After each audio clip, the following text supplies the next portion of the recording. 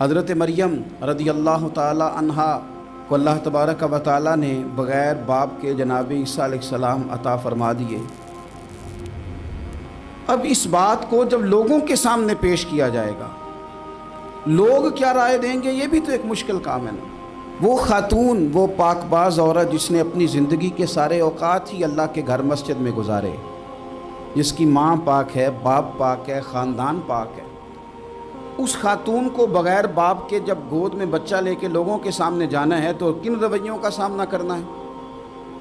یہ آپ سمجھ سکتے ہیں۔ کسی شاعر نے کہا تھا کہ الجھے الجھے بکھرے بکھرے روز و شب دیکھے گا کون، لوگ تیرا جرم دیکھیں گے سبب دیکھے گا کون۔ لوگ تو ظاہری حالات کو دیکھتے ہیں اور فیصلہ کر دیتے ہیں، سبب کیا ہوا تھا، وجہ کیا بنی تھی، تصویر کا دوسرا رخ کیا، اس پر تو غور ہی کوئی نہیں کرتا۔ اور پھر مخلوق تو فنکار ہے اس درجہ کے پل بھر میں، سنگے در کعبہ سے بھی اصنام تراشے، تم کون ہو کیا چیز ہے داغ کبابی۔ لوگوں نے تو مریم پہ بھی الزام تراشے، بڑے بڑے باعزت باوقار لوگ، اور ذرا سا کہیں کوئی نقطہ لوگوں کو نظر آتا ہے تو لوگ اس نقطے کو بہت بڑا قصہ بنا لیتے ہیں، بہت زیادہ داستان سرائی کرتے ہیں، نیک لوگوں کو بڑی تکلیف پہنچاتے ہیں۔ لیکن اگر وہ شخص سچا ہے اور اپنے رب کی بارگاہ میں وہ صاف ہے تو پھر اسے زیادہ وضاحتیں دینے کی ضرورت بھی نہیں، اور ویسے بھی جب لوگ بہت زیادہ مخالفت کر رہے ہوں تو وضاحتیں دینا کام بھی نہیں آتا، اس وقت صفائی دے کے انسان مزید الجھتا چلا جاتا ہے۔ حضرت مریم کی گود میں جناب عیسیٰ علیہ السلام تشریف لے آئے تو جناب مریم کو حکم تھا کہ آپ نے بولنا ہی نہیں، آپ نے بات ہی نہیں کرنی، آپ خاموش رہیں۔ وہ خاموش ہیں، بچہ پنگوڑے میں ہے، قوم کے سامنے ہے، تو قوم بڑے سخت نظروں سے دیکھتی ہے، بڑے سخت جملے کہتی ہے، اور انہوں نے کہا کہ مریم یہ بچہ کہاں سے آ گیا، آپ بھی نیک، آپ کا باپ بھی نیک۔ تو جناب مریم نے کیا کہا، قرآن مجید سورہ مریم کی آیت نمبر 29 دیکھیے، فَأَشَارَتْ إِلَيْهِ، تو جناب مریم نے نا پنگوڑے کی طرف اشارہ کیا، جناب عیسیٰ کی طرف اشارہ کیا، توجہ ادھر کی، فَأَشَارَتْ إِلَيْهِ، بچے کی طرف اشارہ کیا، گویا اس سے پوچھ لے تو قوم کیا کہتی ہے۔ انہوں نے کہا قَالُوا كَيْفَ نُكَلِّمُ مَنْ كَانَ فِي الْمَهْدِ صَبِيًّا، یہ کیسے بات کرے گا، یہ تو پنگوڑے میں بچہ ہے۔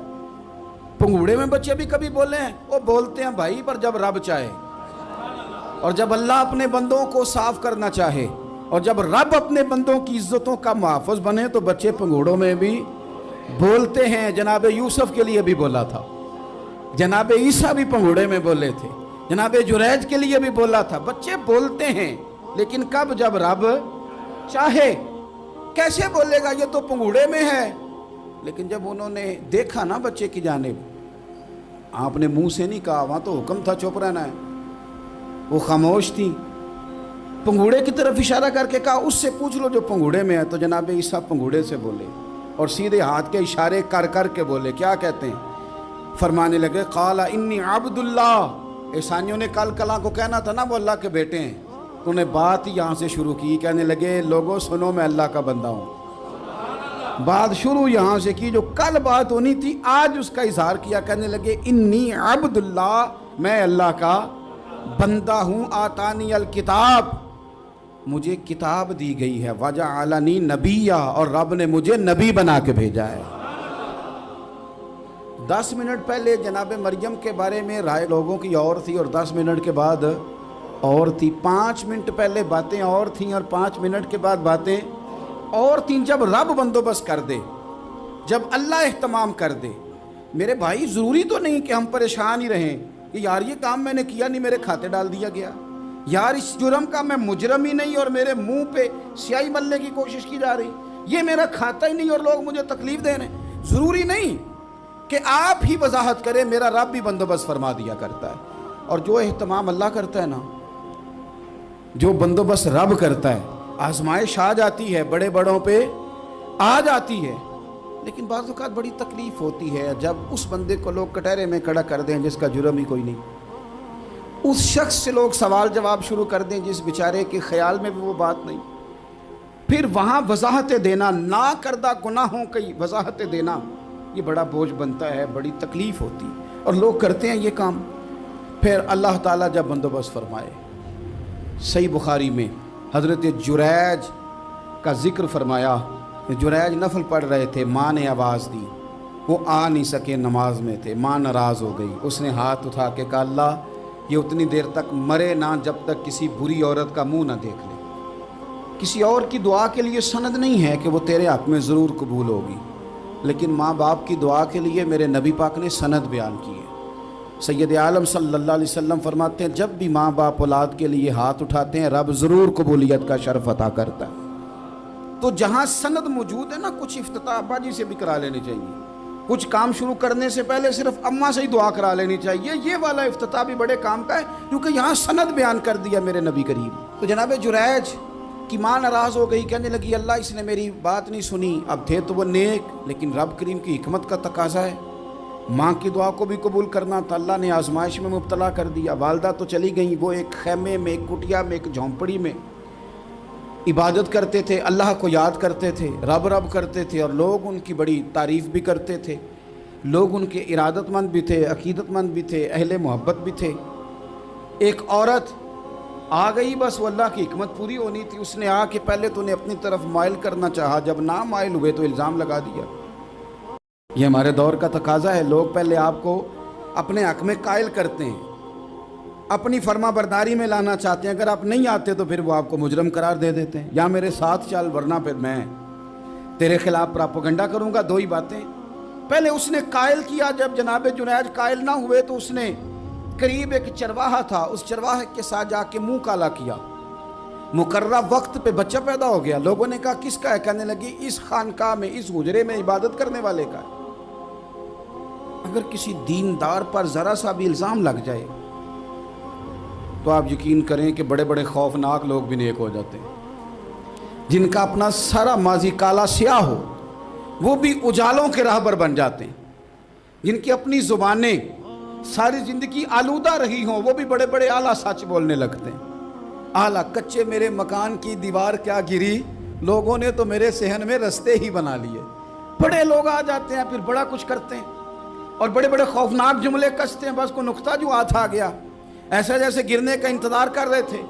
اب جناب لوگ اٹھے، احتجاج شروع ہو گیا، شور پڑ گیا، یہ بابا بڑا نیک بنتا تھا، نفل پڑھتا تھا، عبادتیں کرتا تھا،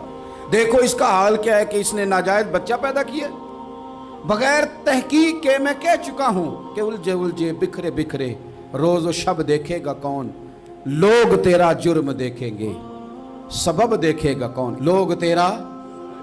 جرم دیکھیں گے، سبب کوئی غور نہیں کرتا کہ وجہ کیا تھی۔ او بھائی کچھ تو مجبوریاں رہی ہوں گی، یوں ہی کوئی بے وفا نہیں ہوتا۔ الزام لگا دیا، شور ہوا، احتجاج ہوا، دنیا اکٹھی ہوئی، ان کا انہوں نے اجرا گرا دیا،